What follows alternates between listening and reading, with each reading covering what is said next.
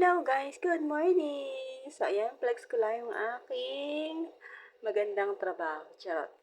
So ayan guys, sinipag ako ngayong araw, kaya nag-ayos ako ng drawer na aming mga damitan dahil napakagulo ng mga damit namin. Dahil tuwing magbubukas ako ay yung feeling na nakakainis at nakakairita ba dahil napakagulo ng mga damit namin. Dahil kuha balik na hindi naayos. At tapos, minapanood nga akong tips kung paano yung mga tamang pagtitiklop.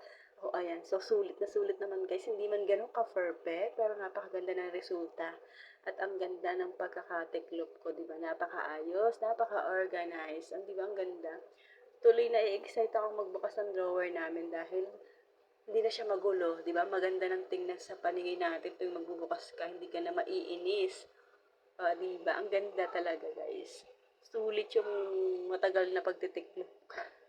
Actually, matagal siyang gawin guys dahil nga mabusisi, pero okay lang. Worth it naman at saka maganda talaga yung kinalabasan ng aking pagtitiklop. O siya, ayan, after pagtitiklop, lutuan time naman tayo guys. So, ang lulutuin ko ngayon ay pork nilaga.